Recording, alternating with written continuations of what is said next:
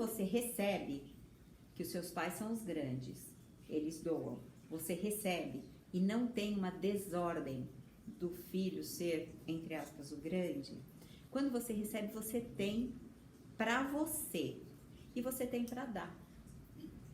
Porque a gente só pode dar aquilo que a gente tem. Se em algum momento estas ordens foram alteradas e os filhos passam a ser os grandes, né, e exercer um lugar até que não é um lugar assim muito de filho ou de filha, esta ordem está quebrada.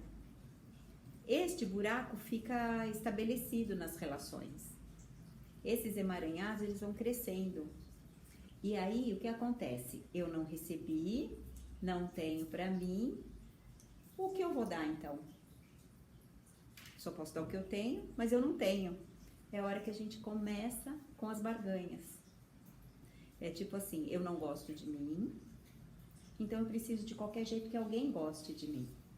E é a hora que eu começo a fazer os jogos de manipulação, os jogos, por quê? E que eu vou fazendo qualquer coisa para o outro gostar de mim. A gente tem um estímulo muito inicial nisso, que são as comparações. Quem aqui não foi comparado, né?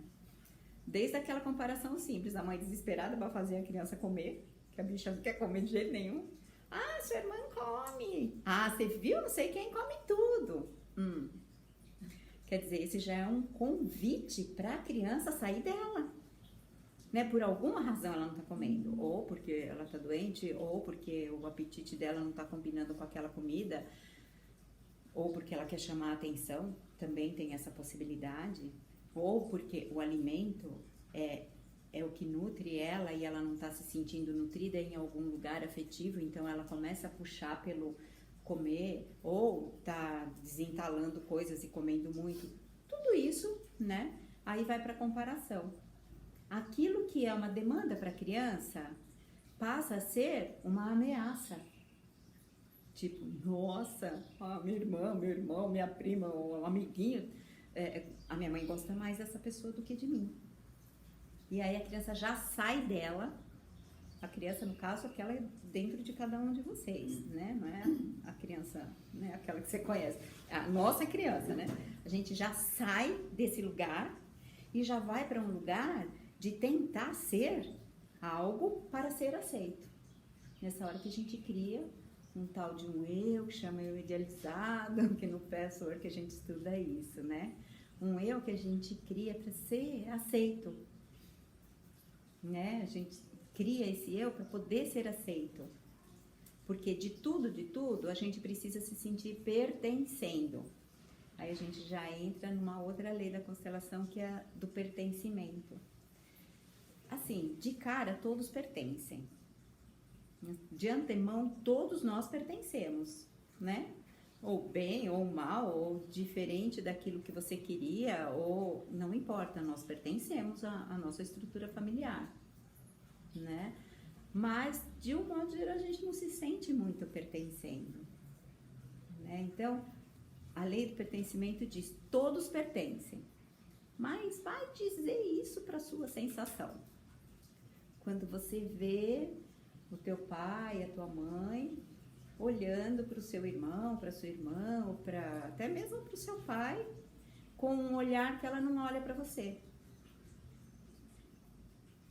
Pertencimento, coisa esquisita esse papo, né? Parece que não.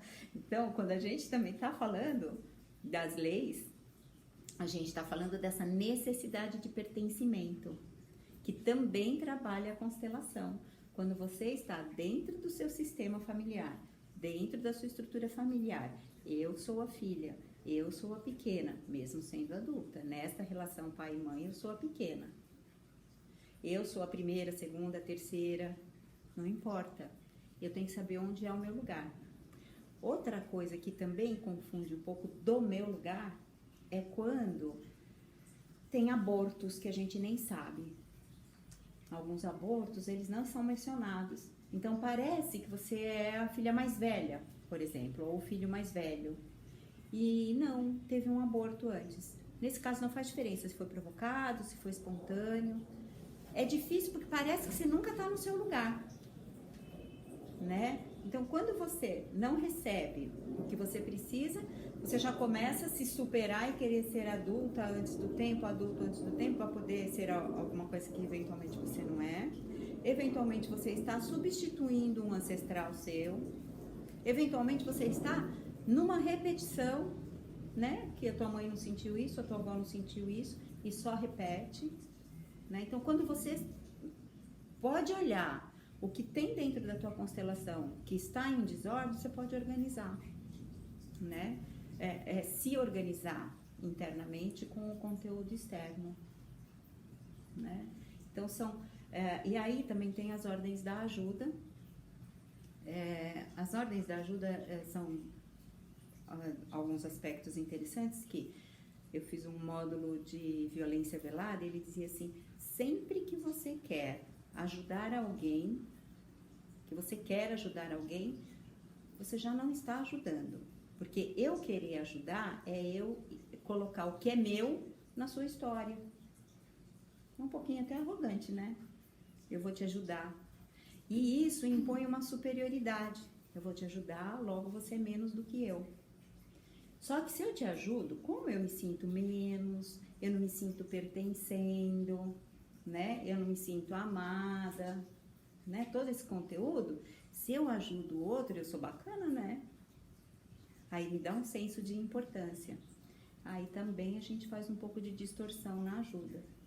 Porque a ajuda, por exemplo, quando nós estamos dentro de uma constelação, nós não vamos querer solucionar nada. Às vezes a gente é viciado no final feliz, né? Você quer que a mãe abraça a filha, que o pai faz as pazes com o filho. Nossa, que bom, agora ele vai ser feliz para sempre. Só que às vezes, só o que a pessoa precisa olhar é aquele desarranjo daquele tamanho. Ela só precisa tomar consciência daquilo. Então, no momento que você estiver representando, por favor, tentem. Eu sei que é um pouco difícil. Tentem não querer ajudar. A verdadeira ajuda, para mim, ela começa a fluir quando eu só estou disponível para aquilo que é como é, ou que está como está. Mas, desde pequenininho, a gente aprendeu que tem que ser legal, né? Tem que ajudar o outro, e ajudar o outro envolve um outro conceito, que é não seja egoísta, é priorizar o outro. Essa é uma grande distorção. Porque se você nem sabe onde é o seu lugar, se você não está no seu lugar, se você não como que você pode ajudar o outro? É um pouco pretensioso, mas a pretensão sem julgamento, porque a pretensão ela nasce de uma carência, de um complexo de inferioridade. Então, basicamente, essa é a estrutura do que a gente vai trabalhar hoje. Então, nós vamos fazer uma rodada assim do que é a questão. E nós vamos entrar em cada constelação com uma certeza absoluta, que tudo que tiver em cada constelação te diz respeito, né? Porque às vezes a gente fica num conceito de a minha constelação, a minha questão, e a gente fica olhando tudo que está acontecendo num grupo de constelação como se fosse a questão dela, tua questão, né? E na verdade não é. Tudo que está aqui diz respeito a todo mundo. Então, se abrir para que tudo que acontecer aqui possa te ecoar em algum lugar. O ecoar é no sentir, não é muito no intelectual, no entender. Muitas vezes vai acontecer alguma coisa que você não vai entender nada, mas você sabe que você sentiu. Você sabe que você sentiu? Então, bacana, a gente está começando a conectar